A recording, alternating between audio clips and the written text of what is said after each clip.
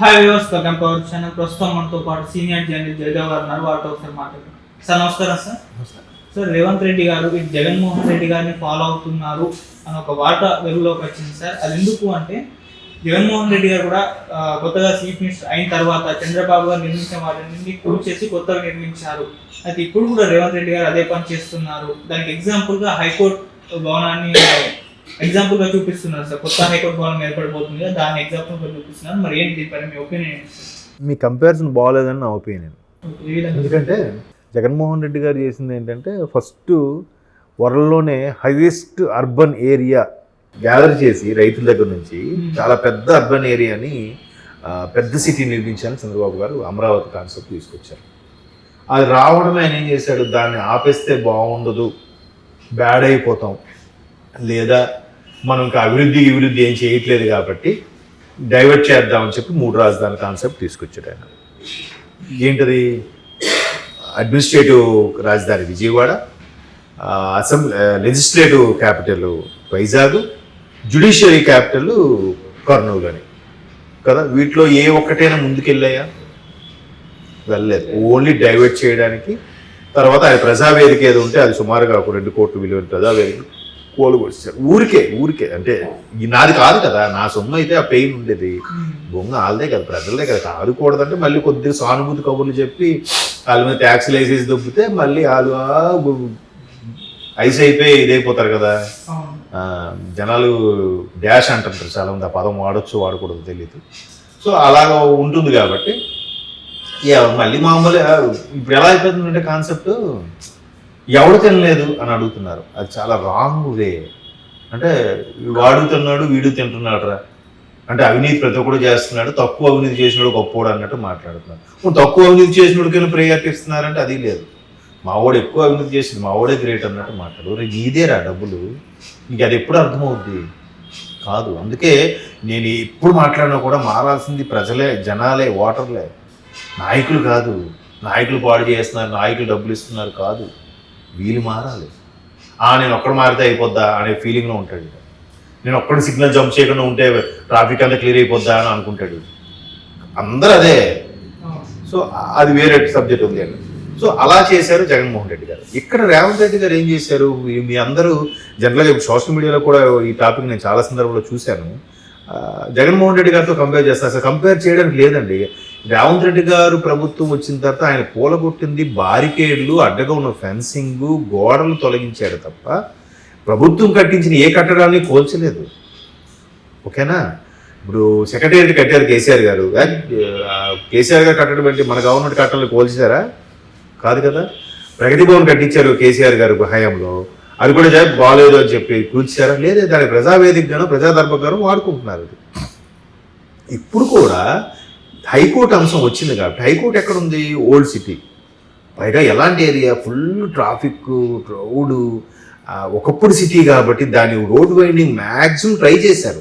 ఇంకా అంతకుమించి road winding చేయడానికి ఆప్షన్స్ లేదు అక్కడ. చాలా ఏళ్ళుగా స్థిరపడిన వాళ్ళు, చాలా ఏళ్ళుగా బిజినెస్లు చేసుకున్న వాళ్ళు, చాలా ఏళ్ళుగా ఒక కుటుంబాలు ఉన్నవాళ్ళు, వాళ్ళకి ఇబ్బంది అనే ఉద్దేశంతో ఇంకా చేయడానికి ఆప్షన్ లేదు. పైగా మెజిస్ట్రేట్ ఎదురుగా ఫోన్ కాల్ మాట్లాడితేనే ఫైన్ వేస్తారు, జస్ట్ రింగ్ వస్తేనే కదా. మొబైల్ తీసుకుంటారు. ఆ రోజు సెషన్స్ అయ్యే వరకు కూడా బయట అక్కడ లాల్లో నిలబడాలి. అలా పనిష్మెంట్లు నేను చూశాను లైవ్లో. సో అంత పిన్ డ్రాప్ సైలెంట్గా, నిశ్శబ్దంగా, ఒక గౌరవప్రదంగా. ఎందుకంటే ఫస్ట్ ఎస్టేట్ అది. ఇండియా డెమోక్రసీలో జ్యుడిషియరీ అనేది ఫస్ట్ ఎస్టేట్ కదా. వాళ్ళకి న్యాయమూర్తులకి న్యాయస్థానానికి మొదటి స్థానం కల్పించింది భారత రాజ్యాంగం.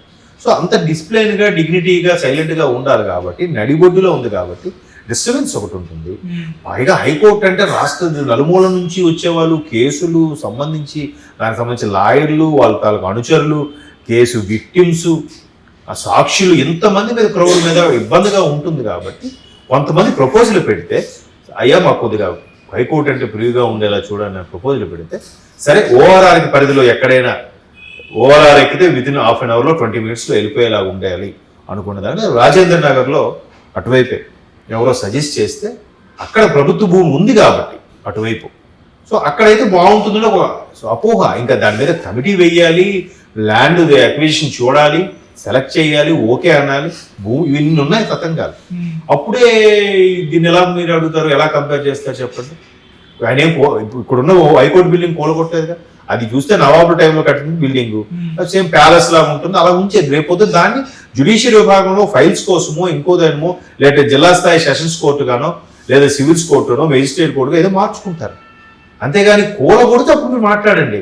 ఈ బారికేడ్లు తీసేదానికి బిల్డింగ్ కూలగొట్టడం రెండు ఒకటేనా? ఒకటి కాదు కదా.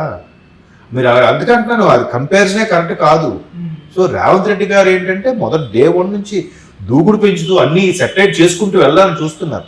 ఇప్పుడు ఇంకొచ్చి బెస్ట్ ఎగ్జాంపుల్ చెప్తాను చూడండి. ఒక షిఫ్ట్లో ఒక పర్సన్ షిఫ్ట్ వర్క్ చేస్తున్నారు, మీరే ఉన్నారు, మార్నింగ్ షిఫ్ట్ వచ్చారు.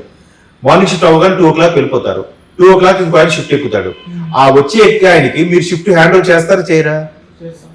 రిలీవర్ వచ్చే వరకు షిఫ్ట్ మీరు అలా వెయిట్ చేస్తారు. రిలీవర్ రాగానే ఇది ఇక్కడ ఉంది, ఇది ఇక్కడ పెండింగ్ ఉంది, ఈ వర్క్ ఇది చేయాలి, ఇది ఇక్కడ అప్లోడ్ చేయాలని మీరు చెప్పి వెళ్తారా లేదా? సో ఇక్కడ ప్రభుత్వాలకు వచ్చేసరికి వాళ్ళకి ఎవరు చెప్పరు. కేసీఆర్ గారు వచ్చి బాబు ఇక్కడ పెండింగ్ ఉన్నాయి, పెండింగ్ మీద సంతకాలు పెట్టాలని చెప్పాడా? లేదు కదా. ఆయన రిజైన్ చేసి వెళ్ళిపోయాడు. అది కూడా ఎలాగా, ఆయన సబ్మిట్ చేయాలి, ఓఎస్డీతో పంపించాడు. మధ్యలో చూసుకోవాల్సిందంతా అడ్మినిస్ట్రేటివ్ ఆఫీసర్లు, ఐఏఎస్ ఆఫీసర్లు వీళ్ళు చూసుకోవాలి.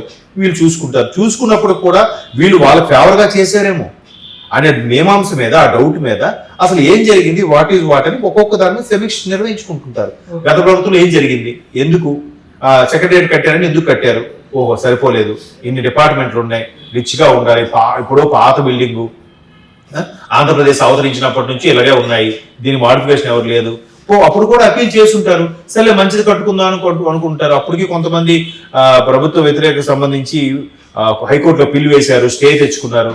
అయినా మళ్ళీ వచ్చి గెలిచి మొత్తానికి సెక్రటరియట్, ఈరోజు సెక్రటరియట్ ఎలా ఉంది, సూపర్గా ఉంది కదా. దాని రేవంత్ రెడ్డి గారు కోలుకుంటే ఏం చెప్పలేదే, లేదా నేను ఆయన కట్టాడు కాబట్టి నేను ఆ సెక్రటరియట్లో నేను వీళ్ళు కూర్చోని కూడా అనలేదే, వెళ్ళాడుగా. సో ఇలాంటివి అంటే అప్పుడు మీరు కంపేర్ చేసి క్వశ్చన్ చేయాలి. సో క్వశ్చనే రాంగ్. ఈ హైకోర్టు కూడా కొంతమంది అపీల్ చేసుకుంటే బాగుంటుందని ఒక ఆలోచనతో సరే పెడదాం అనుకున్నారు. ఎందుకంటే నగర పరిధి పెరుగుతున్నప్పుడు సుమారుగా 1.5 కోటి జనాభా ఉన్న నగరంలో, అంటే అధికారికంగా 1,20,00,000, అనధికారికంగా కూడా ఉన్నవారు ఉంటారు. ఎంత నగర జనాభాలో దీనికి సంబంధించిన అనుగుణంగా ఆ మౌలిక సదుపాయాలు కానీ ఆ ఇన్ఫ్రాస్ట్రక్చర్ కానీ డెవలప్ చేయాలా వద్దా? చేయాలిగా. ఇప్పుడు ఎంజీబీఎస్ ఉంది, ఒకప్పుడు బాగా విశాలంగా అనిపించింది, ఇప్పుడు మధ్యలో అయిపోయినట్టు టైట్గా అనిపిస్తుంది. ఎట్లా? ఒకప్పుడు మైత్రివనం వరకే శారద స్టూడియోస్ ఉందా? Sharada studios almost all 70s లో 80s లో అవుట్ కట్స్ అంటది, ఊరి చివరంటది. ఇప్పుడు ఎక్కడుంది శారద స్టూడియోస్? మైత్రివనం అమీర్పేట నడి బొడ్డున అయిపోయింది. అక్కడ నుంచి ఇంకా సిటీ వెళ్ళిపోయింది, ఆల్మోస్ట్ ఆల్ బేరంగూడ వరకు, పటాన్చేరు వరకు వెళ్ళిపోయింది కదా. సో దానికి తనకుండా అన్ని మారుస్తూ ఉండాలి కదా, మార్చాలి కదా. రోడ్ వైడింగ్ కూడా ఎంత డెవలప్ చేశారు. ఒకప్పుడు ఎంకరేజ్మెంట్ ఎలా ఉండేదండి, మహా అయితే 100 feet అండి, ఒకవైపు 50, ఒకవైపు 50, లేదా 40 మధ్యలో డివైడ్ అంటే ఫుట్పాత్ అన్ని కలిపి ఒక 10 అడుగులు వదిలేసేవారు. కానీ ఇప్పుడు హైదరాబాద్ ఒకవైపే 100 feet ఉంది. అదే మా ఊర్లలో అయితే 100 feet వచ్చి డబుల్ రోడ్ చేస్తే ఓ సూపర్ భలే ఎలివేట్ చేశారు అనుకుంటాం. ఇక్కడ 100 feet ఒక పక్క అయినా కూడా సరిపోతుంది ట్రాఫిక్, ఆఫీసులో అయ్యే టైంకి వెళ్ళి చూడండి. కాబట్టి అలాగ ఒక్కొక్కటి డెవలప్ చేసి ప్రజలకు కోరిక మేరకు, ఉద్యోగస్తుల ఇష్టం మేరకు అన్ని మెల్లమెల్లగా మార్చుకుంటూ వచ్చి చేస్తుంటే, మీరు అక్కడ జగన్మోహన్ రెడ్డి గారు కూల్చారు, ఇక్కడ ఆయన కూల్చారు చెప్పండి, ఏం కూల్చలేరు. పైగా ప్రత్యర్థి హాస్పిటల్లో ఉంటే వెళ్ళి పలకరించి వచ్చాడు కదండి. అది ఎంత మంచి స్వభావం ఒకసారి ఆలోచించండి. గతంలో ఈయనకి అరెస్ట్ చేయించి అన్ని చేసినప్పుడు కూడా అవన్నీ మనసులో పెట్టుకుని అబ్బా ఇది బాగా అయిందిరా, ఇది అలాగే కావాలని అనుకున్నాడా? లేదు. వెళ్ళి పువ్వుతో, వాళ్ళు ముళ్ళుతో కూర్చున్నా పువ్వుతో కూర్చాడు కదా వెళ్ళి. ఇంకా మరి అలాంటప్పుడు నిర్ణయం తీసుకున్నప్పుడు అక్కడ కంపేర్ చేయడం లేదు. మీ క్వశ్చనే రాంగ్ అని నా అభిప్రాయం. ఏమంటారు? సో వ్యూస్, మరి జగన్మోహన్ రెడ్డి గారితో రేవంత్ రెడ్డి గారిని కంపారిజన్ చేయడం ఎంతవరకు కరెక్టా రాంగ్ అన్న ఒపీనియన్ ని మీ కామెంట్ సెక్షన్ లో తెలియజేయండి. Thank you.